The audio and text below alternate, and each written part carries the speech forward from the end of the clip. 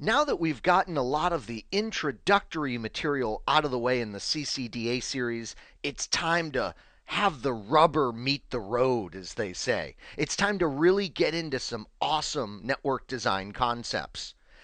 You're going to love this particular lesson as we look at making it modular. What are we making modular? We're making information technology modular, and we're going to focus on just how impactful modularity can be when we're designing a network. What is modularity all about? It's about designing the network in chunks. Sure, the chunks are going to be interacting with each other, but if we focus on these chunks as we design the network, we're going to find that we can really implement a design that meets the needs of an organization head on. So, what are we going to cover in this Make It Modular module? Oh, terrible pun, sorry. We're going to take a look at three things. Now, I'll tell you, the first thing that we're going to look at is by far the most famous design model that Cisco has ever created. It's called the hierarchical network model. And do you know that it took me at least a decade to be able to say hierarchical? So we have the hierarchical network model that we'll look at. This is a three-layered model that you're going to love. Next, we'll look at the Cisco network architecture for the enterprise. That's right, Cisco says, look, we'll give you an example model that would fit almost all networks out there today. Wow. So we'll take a look at that model and we'll see again how very modular it is. And then we'll take a look at infrastructure services like voice over IP and security and wireless. And we're going to see how we can take a modular approach to the design of those network services as well. The hierarchical network model is a network model that we can apply to just about any aspect of Cisco technology, it seems. It consists of three layers. So your first task is to make sure you master the three layers. They are access, distribution, and core. Now, what is tricky about this is that a lot of different literature likes to be creative and call these different layers by different names. For instance, you might see access as desktop layer, or you might see access as workstation layer, or even workstation access layer. So you'll see lots of variations on these names. Why the variations on the names? Well, as I indicated, the hierarchical network model can be applied to many different technology sets. So if you're talking about a PC type of environment, you would call it the workstation or desktop layer because that's where those devices are located.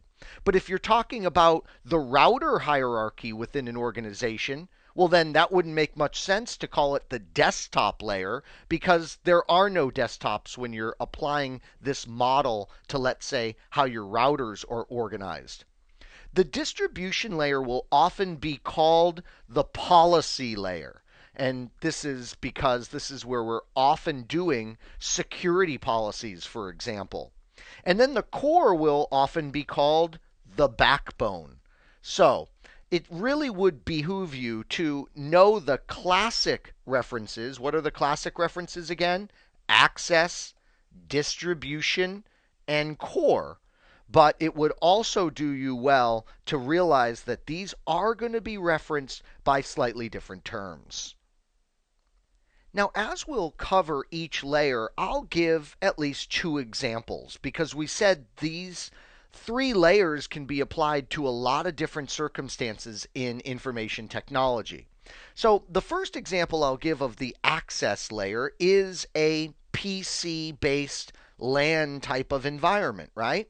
We said it can sometimes be called the workstation or desktop layer there, and that's because this layer is obsessed with that PC making a connection onto the network. And that is often through an Ethernet connection, and then they plug into a layer 2 switch.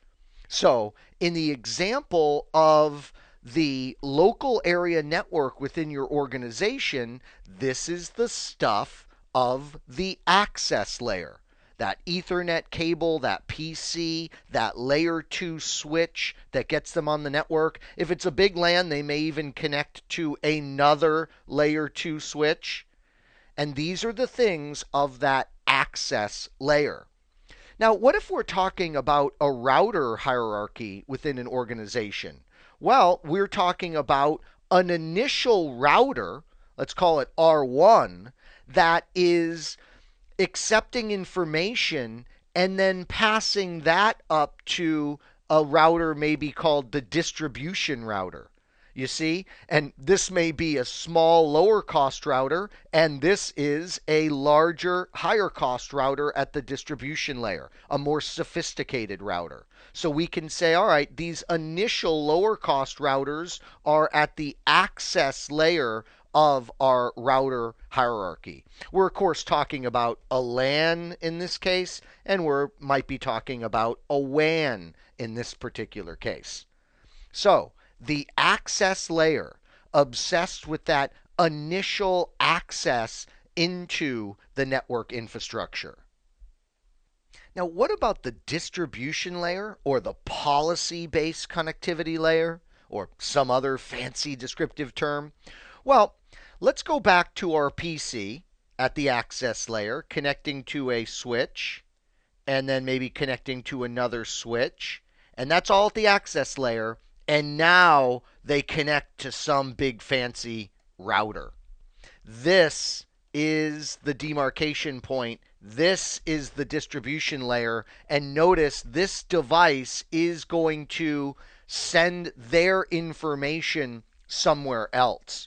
By the way, in a lot of networks, this device may be a fancy multi-layer switch. So I'll just say a layer 3 switch. There's a lot of variety, obviously, in the devices you can find at the distribution layer.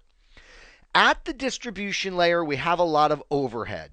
I mean, this is where we're typically doing quality of service, security. Obviously, we're doing routing, maybe even policy-based routing or optimized edge routing here. So this is where we have a lot of stuff going on that might add some overhead to the equation. Now, in our WAN type of environment, we already kind of gave you the example of the distribution layer, right? We might have some access layer style lower end router, and it connects to some fancy distribution router that's doing all that kind of horsepower work. You know, the QoS, the security, the optimized edge routing, all that fancy policy based stuff. So, that, my friends, is the distribution layer. But what about the core layer? Well, in real estate, they say there's three things that are important: location, location, and location. Well, at the core layer, there are three things that are important: speed, speed, and more speed. Yeah. Let's look at the LAN example. We have that distribution layer router. It's going to feed data into the core, where we usually have really fast multi-layer switches moving the data around as quickly as possible. So in the core, it's all about very fast devices. It's all about speed, speed, speed. We might do a little QoS, but that's about it. I mean, we don't want to do a lot of security in here. I mean, why do a bunch of security overhead in here if you've made sure the data is secured at the distribution layer? So in the core, we emphasize speed, speed, and more speed. In a hierarchical WAN, we had that distribution layer router. It's going to be feeding into a core router. Cisco actually has this internal slang they use for these routers that you might find in a WAN hierarchy in the core, and it's really inappropriate what they call them. Yeah, they call them BFR. R's. And this stands for big, this stands for router, and I can't say what the F stands for because this is a family show. So that gives you the idea of the complexity and the speed and the horsepower of these devices in the core layer. Now, let's turn our attention to the network architecture for the enterprise that I promised you I would tell you about. Cisco has this overall blueprint that they say is so well thought through that you could apply it to just about any organization. Cisco also says that it's modular, and we love to work on things in chunks when we're doing a very complex design. That concept, by the way, really has to do with like you building a house, right? When you build a house, it is a very complex process. And you do it modularly. You do the framing of the house, and then you can go ahead and do the electric of the house, and then the plumbing of the house, and you focus on modules. And I'm about to embarrass myself with my lack of knowledge of building a house, which is especially painful for me since my father builds houses. But, anyways, all right, so this network architecture for the enterprise, here's the thing. If we were flying in an airplane 30,000 feet above the surface looking down on it, we wouldn't be able to see the details of it. We could just see like three big land masses. Actually, four big land masses. What are they? Well, we see a big landmass called the campus, a huge module called the campus. And then we see a big landmass, a huge module called the edge. And then we see a module smaller, but it's called the service provider module. And then an even smaller module, but we can still see it, and it's the remote access module. So in the network architecture for enterprise, the three big chunks are campus, enterprise edge, as it's often called, the service provider module, and the remote access module. Now, guess what? We don't just deal with four modules when we design a network. Inside each of these is going to be additional modules. So what I want to do right now is I want to go ahead and I want to focus with you on each of these major modules of the network architecture for enterprise and show you some of the stuff that would be inside each one. When we look inside the enterprise campus, guess what we're typically going to find? An access module. Yeah, a distribution module, a core module.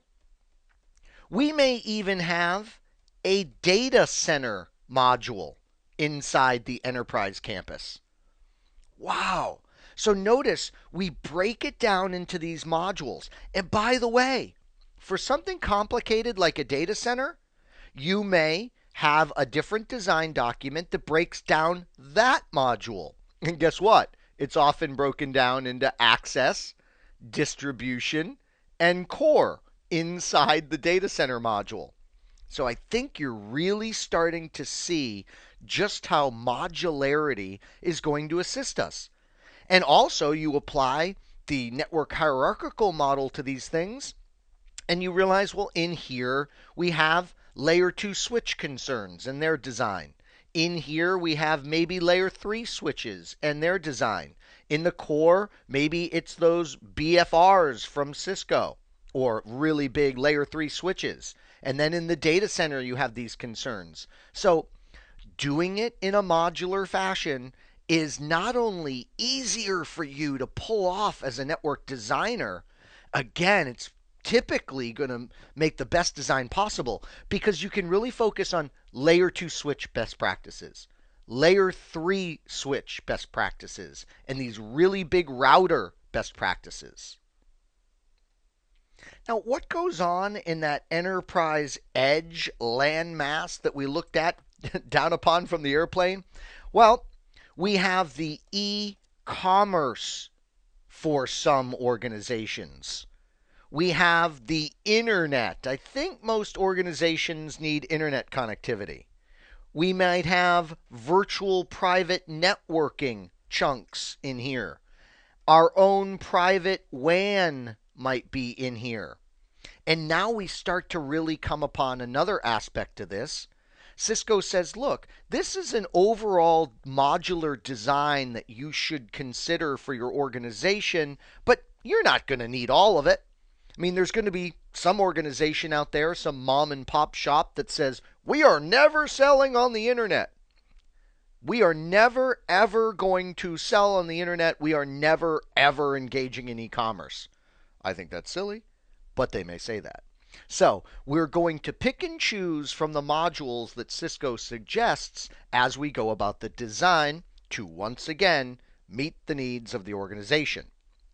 Now, these modules interact. I wanted to break them down like this so you really were educated about them, but I also want to just remind you quickly, and I'll just do it this once, that obviously these big chunks interact. What was over here? Over here was that enterprise campus, right? And inside of it, like the distribution block.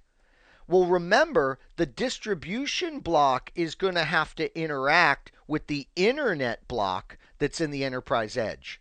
So even though I'm teaching these to you separately so you can really have laser focus on them, please keep in mind that there's obvious interactions we have to worry about between these different major modules. What about the service provider major module? Well, for some organizations, they don't just trust ISPA. They also go ahead and have a module dedicated to ISPB. In fact, if I ever start an ISP, I think I'm going to name it ISPB. But anyways, maybe they have some crazy kids that are still dialing up using ISDN, or boy, what if they're dialing up using an old-fashioned modem connection? Yeah, so there might be a public switch telephone network block in there. You get the idea. This is where we interact with service providers. All right, and I will mention it again. Remember the enterprise edge? Remember the enterprise edge had an internet block? Obviously, we're having the interactivity once again between these major modules. Now, the last major module that we showed there was the remote access module, and in there we might have a remote data center. So we have a block dedicated to the remote data center. We might have a bunch of teleworkers. Yeah, those lucky folks that never leave their house. They work from home. So we have a block dedicated to that. This major area, for some organizations it would be rare, but this major area might not exist even. So remember, this is all a network architecture model that we pick and choose from. And the complexity of a data center block, let's say, in the remote access might be minimal in one organization compared to the data center blocks of remote access to another organization. Can you imagine that little company named Google? Can you imagine the complexity that goes into their remote access data center, their campus data centers? I mean, they'll have a massive modular blueprint just for one of their data centers, where for another organization, it is just a server closet. So, the remote access module, once again, providing us a blueprint of possible modules that we can lay out. Now, what's amazing is that we can even approach the services, the infrastructure services that are in the organization in a modular fashion. What are some of those? Security, pretty important. An area that we can call IP communications. An area of wireless, right? That's a great service that a lot of organizations are going to want to take advantage of. Application networking services, what in the world are those? We'll show you. And high availability. So in the CCDA, we cover these 5 infrastructure services. And In more advanced design classes, you might even take on more, but these five, I'm sure we all can agree, are critically important for most organizations. Let's take a look at each, just like we did with the enterprise network model. Let's go ahead and look at each of these and see how we can break them down in a modular fashion. When it comes to security, we need to break this down at least into two main blocks, and that is internal and external. It's amazing how many organizations focus solely on the fact that they have what's called an open network, which means it makes connectivity to other networks like the big scary internet. And because of this open network architecture, all they focus on is external attacks. They're just convinced that if there's a security breach, if there's a denial of service attack, if there's a reconnaissance attack, if there's an access attack against their organization, that it's going to come from the outside. It's going to come from a terrorist. It's going to come from a hacker, a phreaker, a cracker, all these different terms for all these different people that might attack us. They're obsessed with the fact that it's going to come from the outside. They forget that about 70% of all security breaches come from within. Disgruntled employees, curious employees, even happy employees that just want to see what they can do. I guess that's a bit of a stretch, but you get the idea. All kinds of attacks come from within the organization. So we have to do due diligence to that particular category. In fact, it might get an ongoing greater emphasis than external attacks. Now, when it comes to the world of IP communication services, this one's easy. We break it down with data, voice, and video. Now, again, look, your organization might not be doing anything with video over IP, for example. So you're not going to have that module. And by the way, once again, remember the complexity of your service implementation can dictate if you break these modules down further. If you look at voice, for instance, your company could have a very simple, kind of small business edition type unified communications presence. No big deal. No need to elaborate on that particular block. But your organization may be taking advantage of every single voice product Cisco ever considered. And if that's the case, then you'll have this voice over IP structure that has all kinds of components inside it. Notice how all of these IP communications have different requirements, right? Let me just real quickly give you an example. Data is what we call bursty in nature, but it is latency insensitive typically. Okay, so I'll just put no issues with delay. Now, again, there may be some exceptions inside that data block, but notice how different that is from voice traffic. Voice traffic, we say, is benign, meaning it's not bursty, it's smooth, it's just kind of harmless on the network. It's not gonna it's gonna be at a pretty steady rate. But of course, delay is a major issue. So we need to break these services up modularly because they have some pretty dramatically different requirements. How about the wonderful world of wireless? Yeah, seems like organizations want to take advantage of this to differing degrees. Once again, some say, nope, not coming near this network. There will be no wireless here. Other organizations are saying, we want it throughout the entire organization. Everywhere you go, you should be able to connect with your wireless device and take advantage of that. So, lots of variety here. Most companies can break this down as follows. The wireless endpoints. Yep, that's a major category. Of course, what everybody thinks about, the wireless access points. the wired infrastructure, and then I ran out of room. How about a block right here? WLC. What is WLC? A wireless LAN controller type block. What tools are we going to use to manage the wireless infrastructure? In Cisco terms, this is called a wireless LAN controller. If you're dealing with some other vendor, it might be termed something else, but I think you get the idea. Where is going to be the equipment and how will it be designed that's going to be managing the endpoints, that's going to be managing the access points, that's going to be managing the integration of the wireless to the wired network? Now, network services have become so important for organizations that we have a category of services that we call application networking services. So, what we're talking about here is things like here's a block: optimization.